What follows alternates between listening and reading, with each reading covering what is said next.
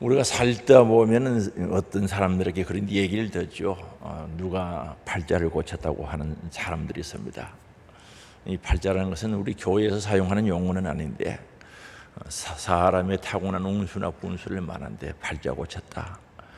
좋은 용어로 바꿔 사용한다면 저 사람은 복받은 사람이다. 저 사람 상황이 바뀌어서 이런 의미가 되겠습니다.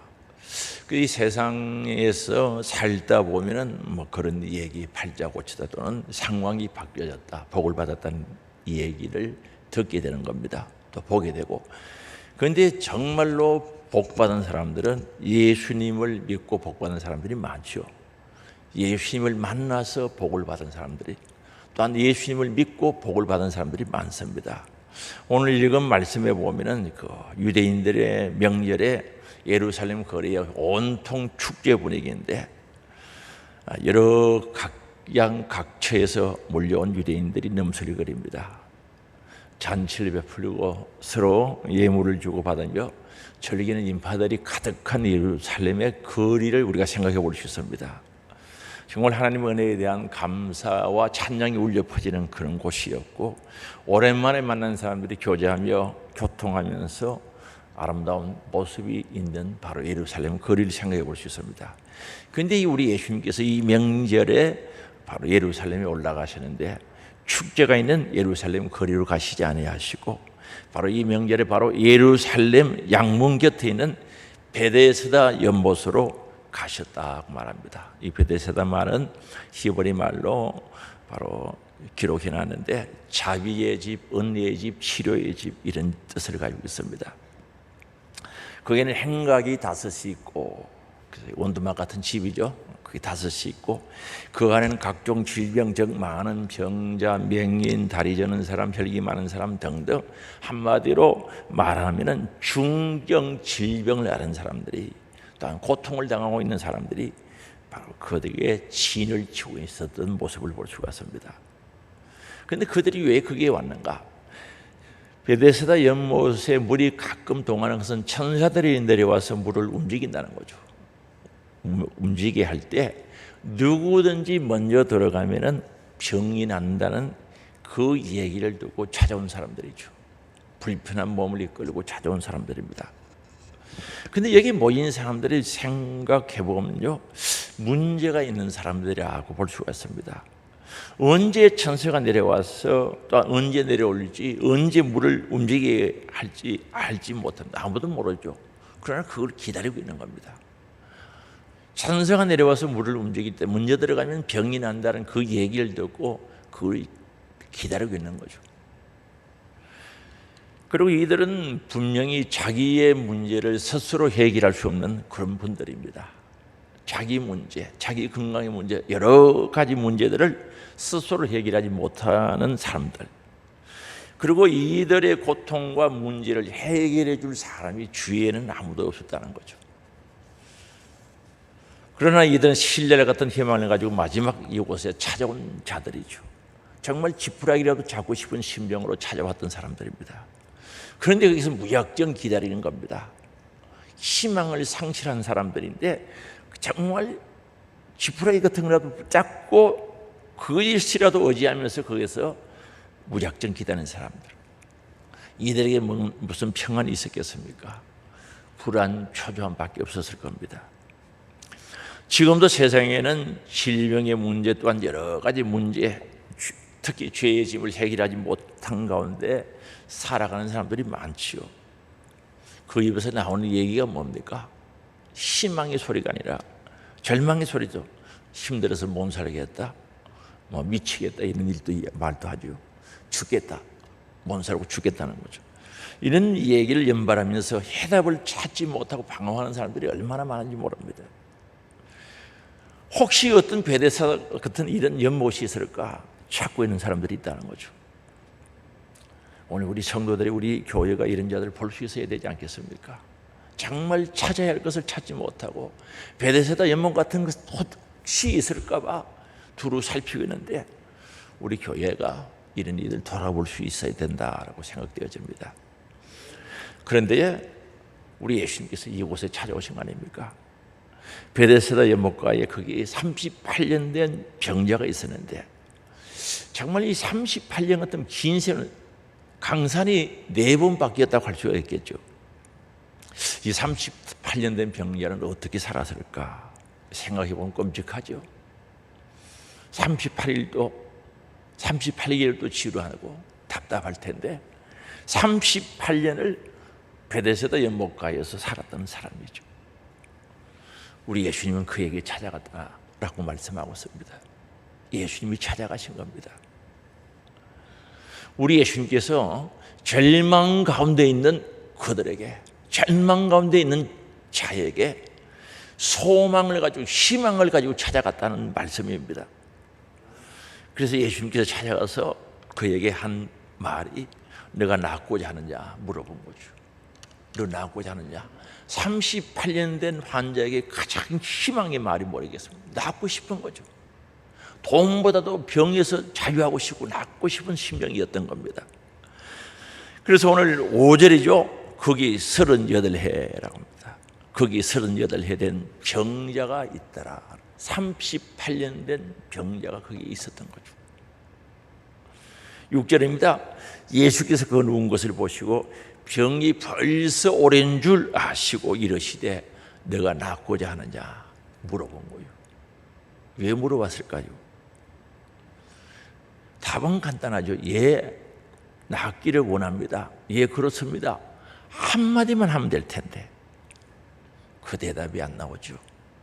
만약에 여러분들이 거기에 있었더라면 오늘 38년 된 환자처럼 거기에 베데스다 연못가에 있는데 예수님이 찾아와서 너가 낫고자 하느냐 물어봤다면 여러분 뭐라고 대답할 것 같습니까? 예, 낫기를 원합니다. 고쳐주세요. 예, 감사합니다. 그랬겠습니까?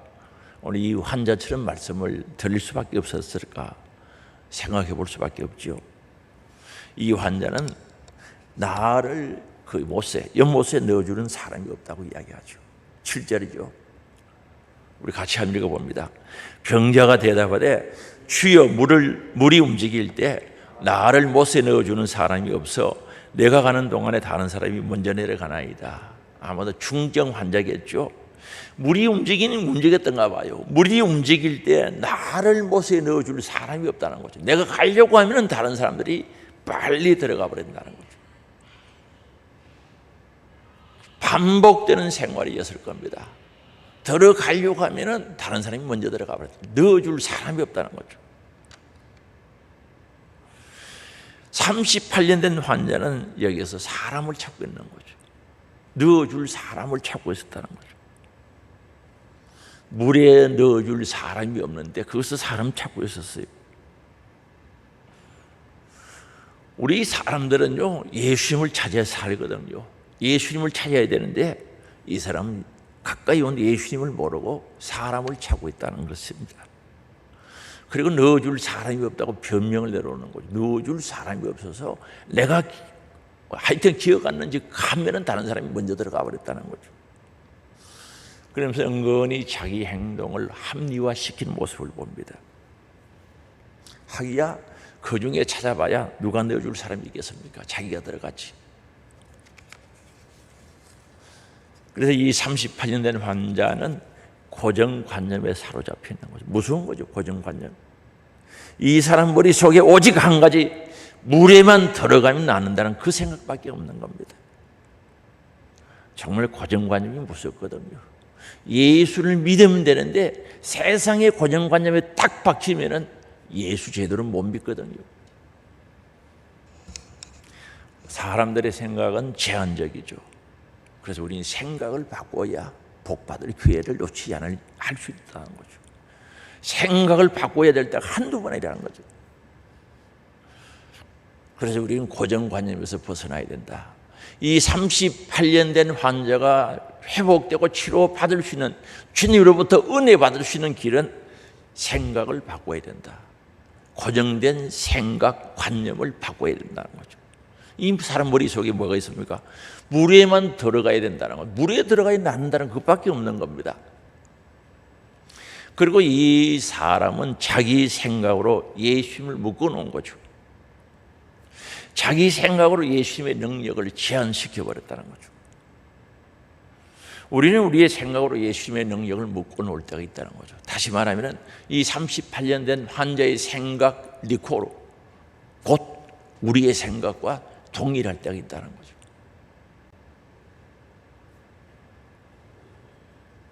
그래서 자기 생각으로 제한시켜버리고 자기 생각으로 다 끊어버리는 거죠.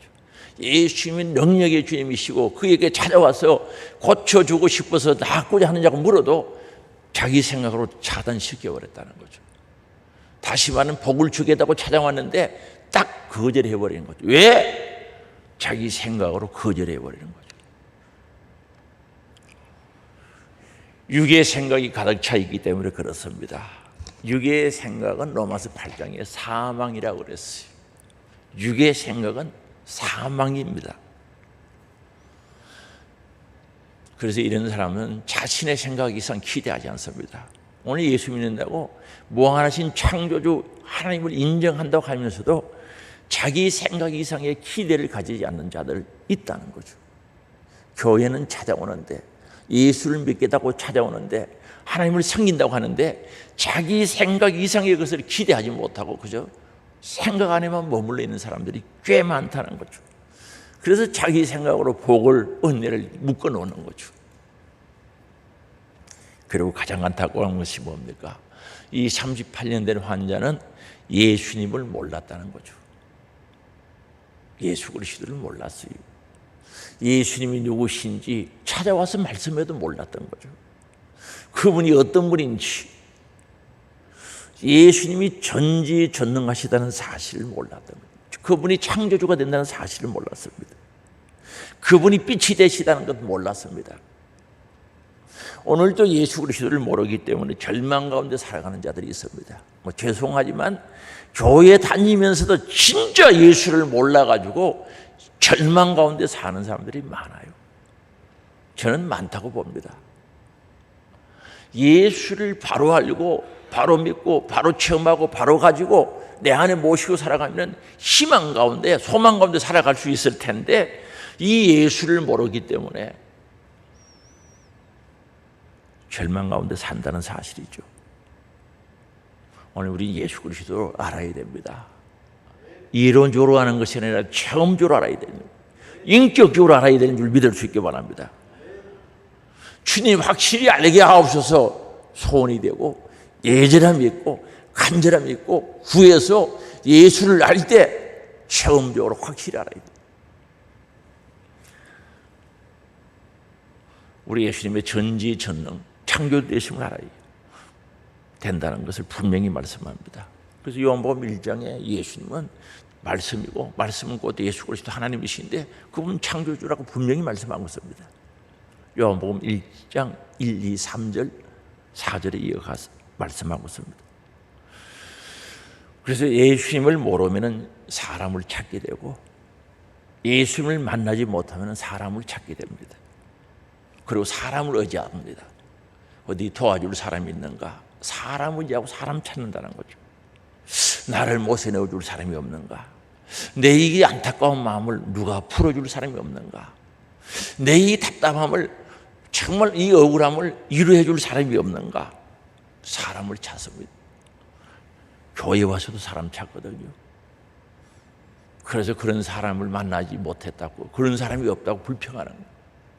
원망하죠. 이 신앙생활이 바로 되겠냐는 거죠. 비참하지. 교회에서 무슨 사람을 찾습니까? 누가 나를 넣어주겠는가? 아니, 자기가 먼저 들어가려고 하죠. 예수님을 모르는 교회의 모습, 베데스다, 자비의 집, 친절의 집, 치료의 집이라는 뜻을 가지고 있죠.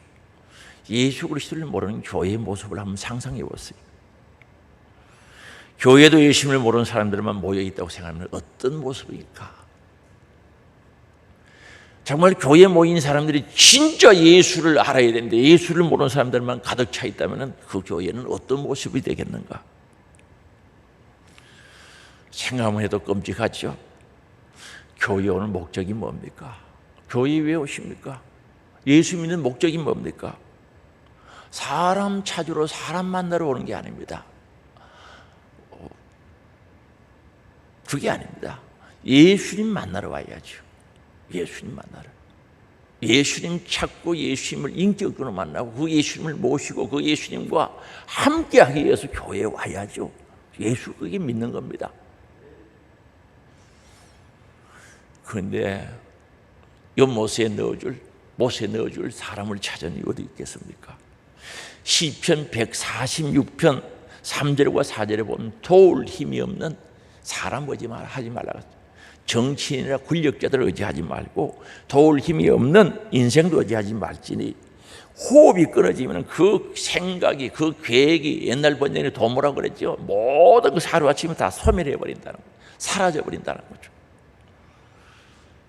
자기 문제도 해결하지 못하는데 무슨 문제를 해결해줘. 특히 영생의 문제 누가 해결할 수가 있습니까? 자기 본인 문제도 해결하지 못하는데 도와줄 사람이 없다는 거죠. 그래서 하나님을 의지하는 사람이 복 있는 자라고 말씀합니다. 진짜 복 있는 사람이 누군가? 하나님을 의지하는 사람들이죠. 그런데 예수님은 오늘도요 저와 여러분들에게 우리들에게 찾아오시거든요. 저는 그 확실히 믿어요. 우리 교회에 찾아오시는 겁니다. 저와 여러분들에게 우리 주님은 오늘도 찾아오시다는 것을 잊어버리면 안 되죠. 그런데도 만약에 아직도 베데스다 같은 연못을 찾고 있는 자들이 있다면 신앙생활이 어떻게 되겠습니까? 그 베데스다 연못 사람이 먼저 들어가면 물이 움직일 때 동아리에 들어가면 병이 난다. 그런 곳이 하나 있었으면 얼마나 좋겠습니까? 저도 그런 생각을 해봤습니다. 베데스다 같은 연못이 하나 우리 교회 마당에 있다면 얼마나 좋을까? 사실 없죠. 광고하면 얼마나 많은 사람들이 올까? 베데스다 연못이 마당에 하나 있으면 광고하면 많은 사람들이 오겠죠. 중증 환자들이 오겠죠. 그럼 입찰 붙이면 되지 않겠습니까? 물이 움직일 때 맨 먼저 들어가는 사람 5천만 원, 1억 경매 붙이면 들어가겠죠. 돈 있는 사람들은. 하루에 한 번씩만 움직여도 돈이 얼마입니까? 돈 많은 이내에 있는 사람 순으로 쭉 들어가게 하면 되겠죠. 그러나 분명히 말씀합니다. 그거 없습니다. 베데스다 연못도 없어요. 중요한 것은 오늘 본문 말씀에서 중요한 것은 우리들에게 가르쳐 주시는 것은 38년 된 중풍병자는 물에 들어가지 않아도 베데스다 연못에 들어가지 않아도 고침 받았어요? 못 받았어요? 고침 받았다는 사실이죠. 고침을 받았다는 사실입니다. 이거 돈을 따지면 얼마나 줘야 되겠습니까? 38년 된 환자가 일어나서 걸어갔습니다. 돈을 따지면 얼마나 줘야 되겠습니까? 분명한 것은 주님이 말씀하실 때 중풍병자는 고침받았다는 사실입니다. 우리 예수님의 마음이 움직이니까 고쳐주고 싶어서 너가 나았고자 하느냐 말씀하고 일어나 걸어가라고 할 때 걸어가니까 고침을 받았다는 사실이죠. 그래서 오늘 8절 말씀이죠. 예수께서 이르시되 일어나 내 자리를 들고 걸어가라 하시니 주님의 마음이 움직이고 고쳐주고 싶은 생각에 자리를 들고 걸어가라는 거죠. 9절입니다. 같이 읽겠습니다. 그 사람이 곧 나와서 자리를 들고 걸어가니라. 이날은 안식이니 자리를 들고 걸어가는 거죠. 기적이 나타난 거죠. 겉으로 고침받고 싶어서 물에 들어가고 싶었는데 물이 움직이게 먼저 들어가고 싶었는데 들어갈 수가 없었고 도와줄 사람이 없었는데 우리 예수님 오셔서 말씀 한마디 하니까 해결되어 버렸다는 거죠. 38년 된 병자는 예수님의 말씀의 능력으로 고침받은 줄 믿을 수 있게 바랍니다. 우리 예수 그리스도는 능력이 있는 줄 믿을 수 있게 바랍니다. 그래서 오늘 우리는 예수님을 만나야 됩니다. 예수님의 사랑과 능력을 알아야 되는 줄 아시기를 바랍니다. 그리고 그분을 만나고 체험하고 그분을 모시고 살아갈 때 우리는 소망 가운데 살아갈 수 있다는 사실입니다. 그리고 그분을 만나 누리는 그 신앙의 삶이 나누어주는 삶으로 이어져야 되는 줄 믿을 수 있게 바랍니다.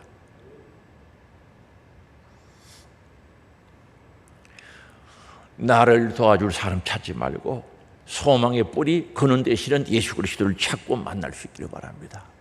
그게 신앙생활이에요.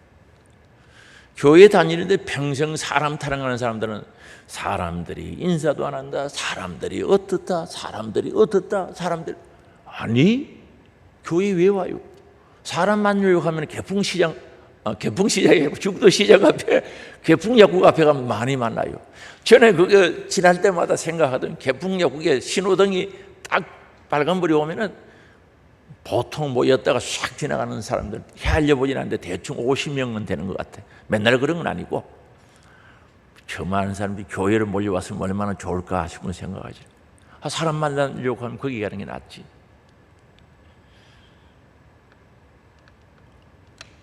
우리 예수님 만나야 되겠죠. 베데스다 연못가에 찾아오셔서 38년 된 환자, 절망 가운데 있는 환자, 우리 주님께서 말씀으로 일으켰었죠. 일어나가 상을 들고 걸어가라 그랬어요. 오늘 우리는 살아가면서 신앙생활 한다고 하면서 진짜 예수를 모르면 다 모르는 거예요. 그저 예수 이야기만 들어서 되는 게 아니라 그 예수를 체험적으로 알아야 되는데 이 예수를 모르면 다 모르는 거예요. 예수님 모르면 천국도 모르지, 예수님 모르면 지옥도 모르지, 예수님 모르면 다 모르는 거예요. 잠언 1장 7절에 여호와를 경외하는 것이 지식의 근본이거늘, 잠언 9장 10절이죠. 여호와를 경외하는 것이 지혜의 근본이거늘 미련한 자는 지혜와 훈계를 멸시하느니라 말씀합니다. 여호와를 모르면은 다 모르는 거예요. 예수 모르면 다 모르는 거죠. 우리는 예수님을 알아야 되겠죠. 오늘도 예수님 모르기 때문에 절망 가운데 살아가죠. 죄송하지만 죄송할 것도 없습니다. 교회 다녀도 절망 가운데 사는 거죠. 아이고, 희망이 보이지 않아요. 예수를 믿는데 왜 희망이 안 보입니까?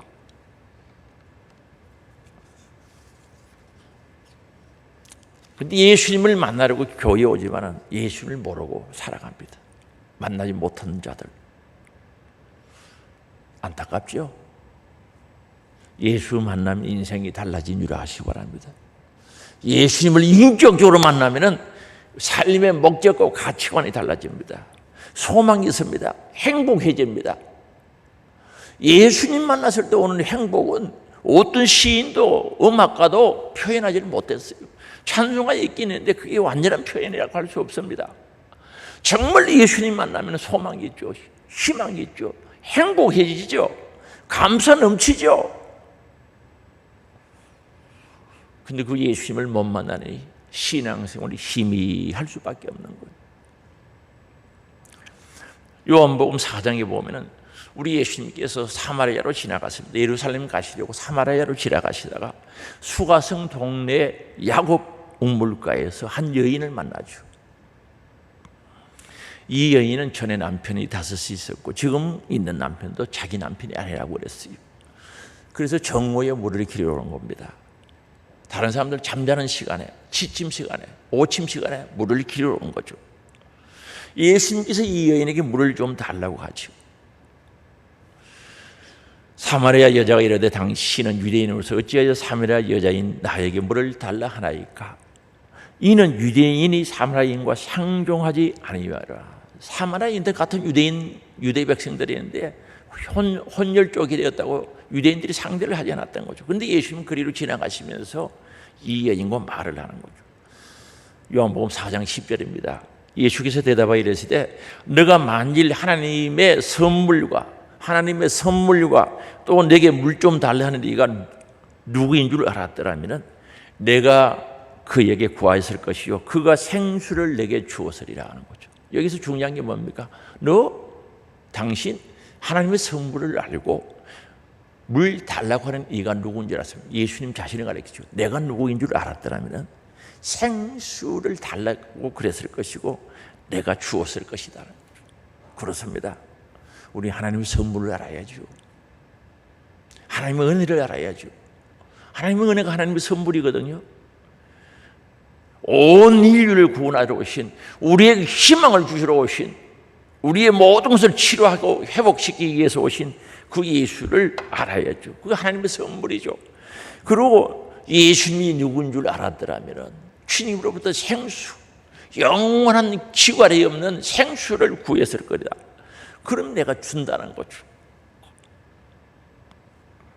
대화하다가 예수님을 만나지 않습니까? 메시아를 만났거든요. 그래서 요한복음 4장 28절에 여자가 물동이를 버려두고 동네로 들어가서 사람들에게 이르되 저는 부끄러워서 사람 만나지도 못했습니다. 29절입니다. 같이 읽어봅니다. 내가 행한 모든 일을 내게 말한 사람을 와서 보라. 이는 그리스도가 아니냐 하니 이는 메시아가 아니냐 하는 거죠. 메시아는 히브리 말이고 그리스도는 헬라 말인데 뜻은 똑같습니다. 기름 부음 받은 자. 와서 보라는 거죠. 사람들에게 메시아를 만났다, 그리스도를 만났다는 거죠. 확실히 예수를 만나 희망이 생기고 소망이 생겼단 말입니다. 그래서 사람들에게 달려가서 와서 보라. 이는 그리스도가 아니냐, 우리를 구원하러 오신 메시아가 아니냐. 30절에 그들이 동네에서 나와 예수께로 오더라.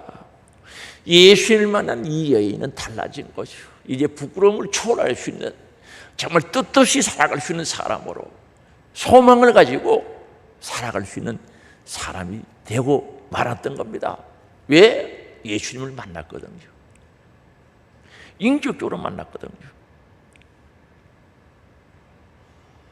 예수 믿는 사람을 잡아오게 가려고 다메섹으로 가다가 부활하신 예수님을 만난 분이 누굽니까? 사울이죠.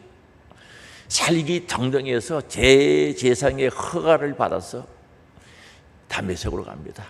예수 믿는 사람들 잡아오게 가두고 예수 믿는 사람들 죽이는데 앞장섰던 사울입니다. 근데 그 다메섹 도상 길 위에서 부활하신 예수님을 만났거든요. 깜짝 놀라지 않습니까?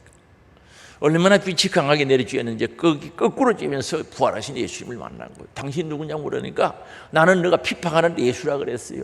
깜짝 놀랐죠. 그 앞에 무릎 꿇지요. 주여 내가 무엇을 하리까? 부활하신 예수님을 만났어요. 예수님 이야기는 많이 들었는데 그는 하나님을 사랑하고 율법을 지킨다고 했는데 율법의 어려움은 흠이 없다고 했는데 그 예수님을 만나 거꾸라지는 거죠. 거꾸라지면서 당신 누구냐고 물어보지 않습니까? 사도 바울은 예수 그리스도를 인격적으로 만난 겁니다.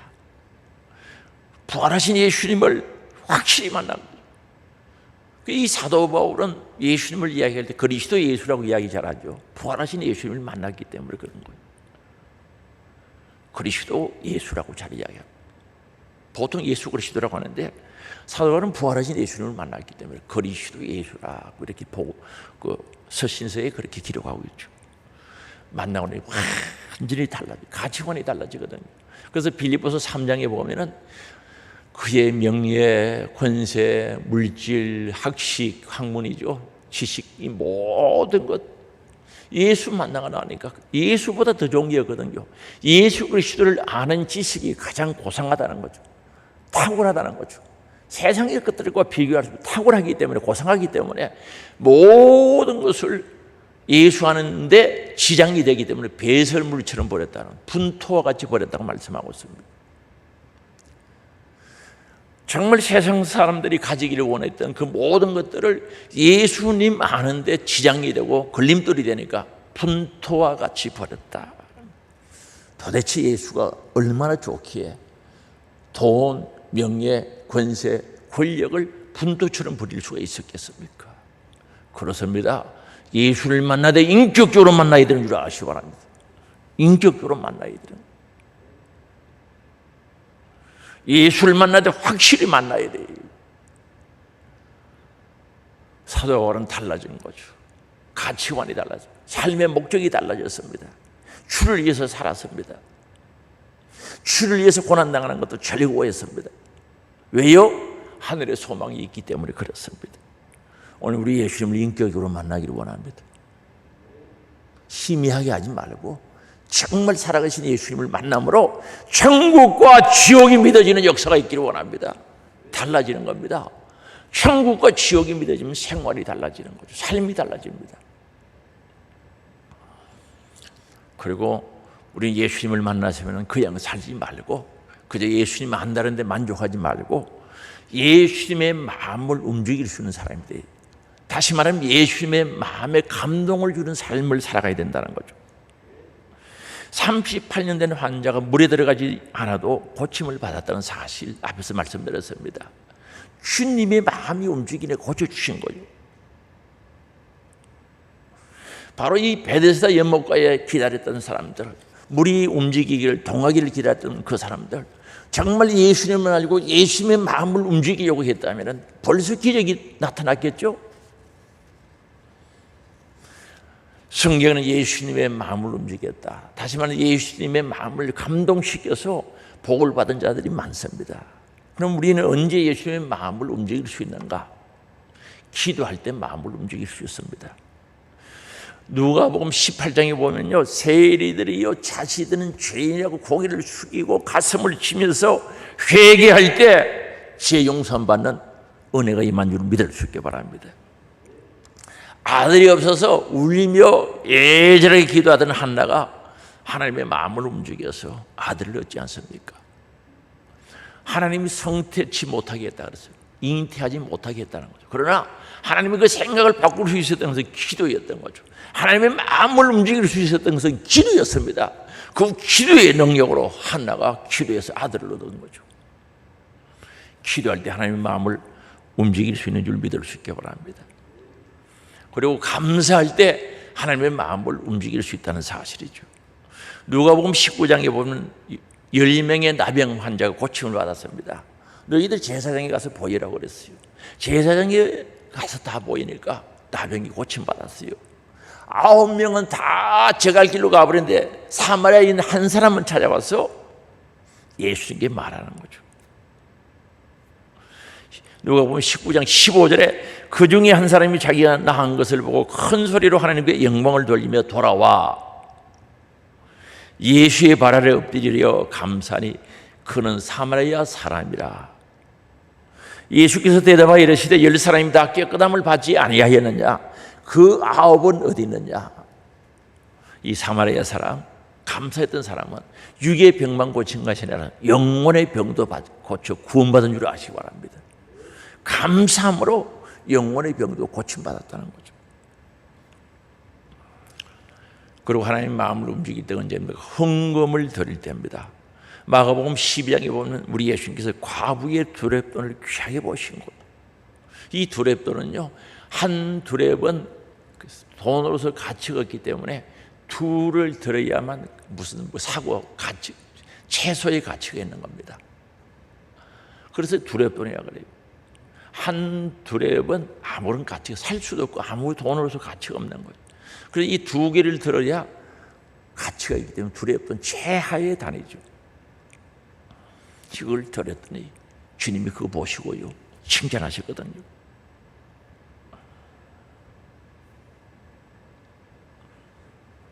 오늘 우린 진실, 내 사랑과 믿음과 감사와 진실과 정직을 담아서 드리는 그 예물, 주님 마음 움직인 줄 믿을 수 있기 바랍니다.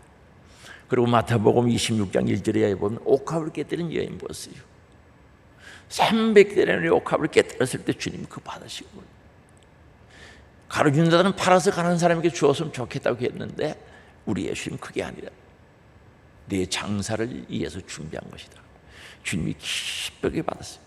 오늘 우리 현금할 때 두렙돈도 좋고 옥합도 좋지만은 믿음과 정직과 진실과 감사와 사랑을 담아서 드릴 때 우리 하나님의 마음을 움직일 수 있는 줄 믿을 수 있기 바랍니다. 그리고 큰 믿음을 가질 때 우리 주님의 마음을 움직일 수가 있죠. 마태복음 8장 8절 이하에 보면 백부장의 믿음 보시고 이만한 믿음을 본 적이 없다는 거죠. 말씀을 믿고 행했던 백부장의 믿음을 보시고 이만한 믿음을 본 적이 없다는 거죠. 주님 마음이 움직인 거예요. 하인이 아팠어요. 예수님이 가서 기도해 주겠다고 하니 우리 집에 오실 필요가 없다는 거죠. 주님 여기서 말씀만 하셔도 충분히 낫다는 거죠. 나도 구인인데 내 위에도 상사가 있고 내 위에 또 부하들이 있는데 명령 말씀만 하면 되는데 우리 집에 갈 필요가 없다는 거죠. 말씀만 하옵소서. 그 믿는 믿음 주님이 인정하시고 그 하인이 치료해 주신 줄 믿을 수 있기 바랍니다. 그리고 우리는 예배를 잘 드릴 때요, 우리 하나님께서 영광 받으시고 마음을 움직일 수가 있거든요.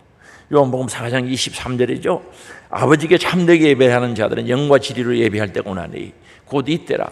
아버지께서는 자기에게 이렇게 예배하는 자를 찾으시느니라.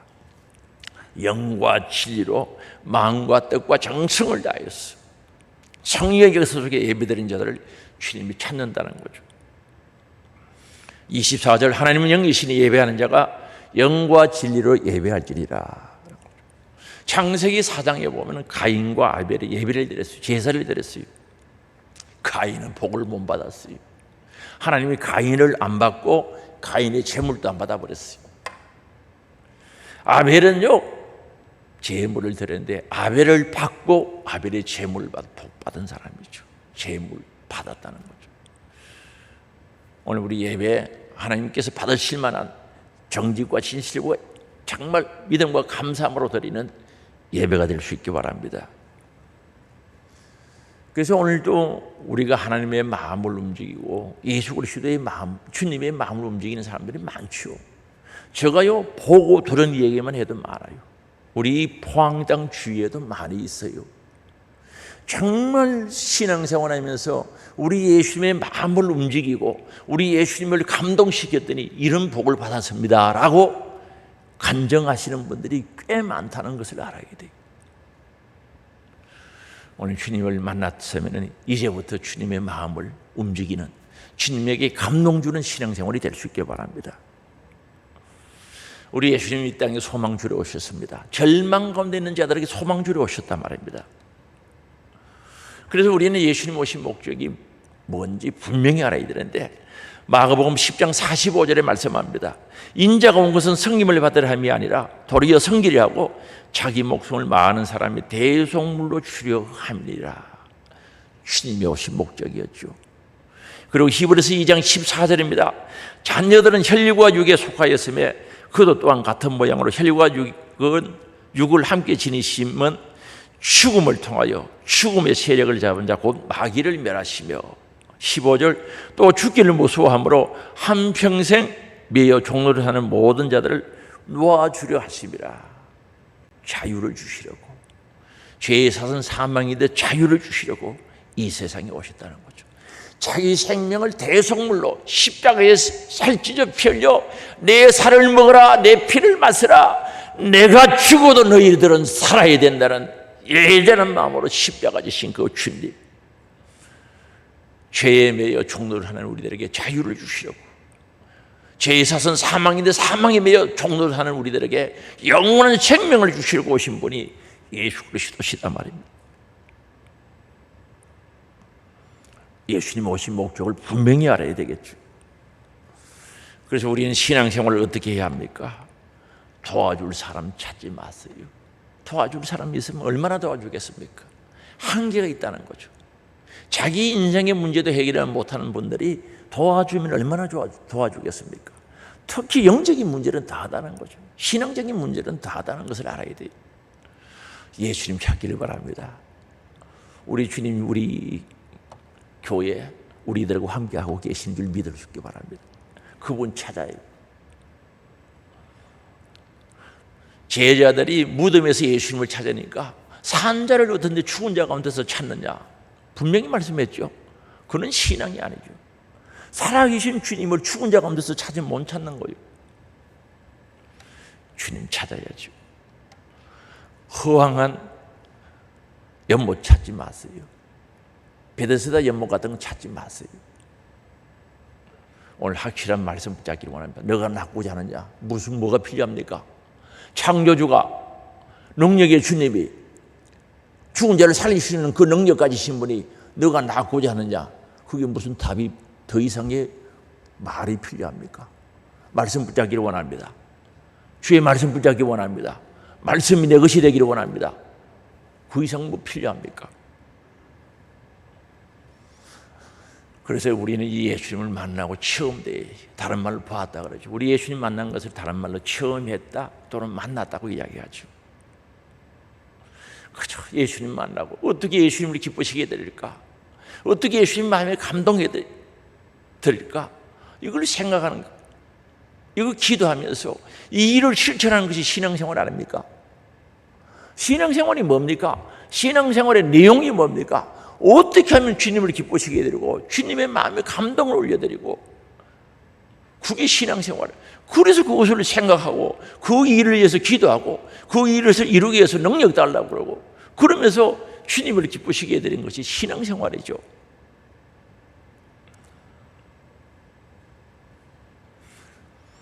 그래서 주님을 기쁘시게 해드리고 주님을 감동케 하시면 우리 주님께서 우리들에게 큰 은혜를 주신 줄 아시기 바랍니다.